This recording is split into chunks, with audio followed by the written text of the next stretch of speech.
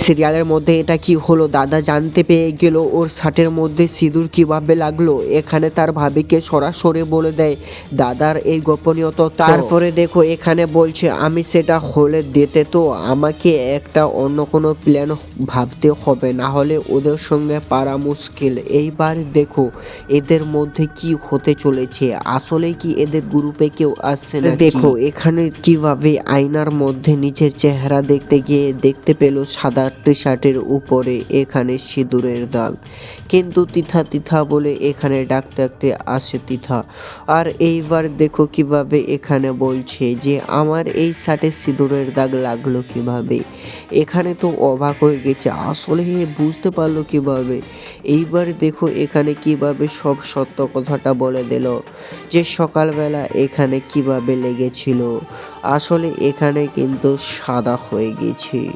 আর এখানে বোঝাইছে যে হ্যাঁ আমি লাগিয়েছি, তুমি কালকে ঘুম থেকে ওঠার সময় পড়ে যাচ্ছিলে, তাই জন্য আমি তোমাকে ঠিক করতে গিয়ে তোমার শার্টের মধ্যে আমার সিঁদুরের দাগটা লেগে গেছে।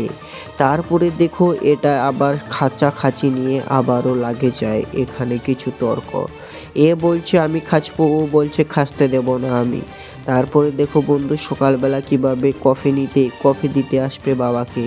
কিন্তু এইবার দেখো তার স্বামী তার বউয়ের কাছে এখানে কোনো মুখ বাজাতে পারে না, তার বউয়ের মুখ বেশি তাই জন্য। কিন্তু এখানে তার শ্বশুরকে চা দিতে এসে তিথি দেখো কি করলো এখানে। আসলে সত্যি শ্বশুর বাবা তো এখানে ভালো, কিন্তু দেখো এদিকে সন্তানও ভালো, কিন্তু শাশুর মাঝে এত মুখ বাজা হয়ে গেছে ভাই রে ভাই।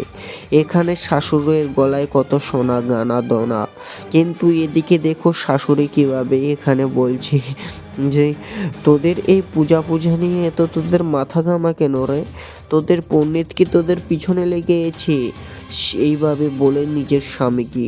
আসলে সত্যি ধনীশালী মানুষগুলো ভালোবাসা করে বলতে পারে না, কাকে সম্মান দিতে হয় কাকে সম্মান দিতে হয় না এগুলো তাদের কোনো শিক্ষা হয় না। তাদেরকে তো শুধু টাকা নিয়ে সম্পর্ক। এদিকে পূজার জন্য তাদের বলে যে ওদিকে মন্দিরের পিছনে দুটা কি যেন আছে, আমি ঠিক বুঝতেও পারিনি। আসলে সত্যি বন্ধু সিরিয়ালের মধ্যে ছোট মোটো কথা নিয়ে এত ঝগড়াঝাটি লেগে যায়, তাই জন্য তো মেয়েগুলো সিরিয়াল দেখে এরকম ঝগড়াঝাটি বেশি করে। আসলে সত্যি বন্ধু এই সিরিয়ালের মধ্যে এইবার মজাদার কিছু হতে চলেছে, কারণ এইবার তো বিয়ে হয়ে গেছে, এইবার আর কোনো নটঙ্গে চলবে না, এইবার পুরো ভালো হবে। তো চলো বন্ধু তোমরা কি এই সিরিয়াল কত বছর ধরে দেখছো অবশ্যই কমেন্টে বলো। আর সিরিয়ালের কোন কোন কাকে কাকে বেশি পছন্দ লাগে তোমার, অবশ্যই তোমার পছন্দের সিরিয়ালের মানুষটি বলে যাও।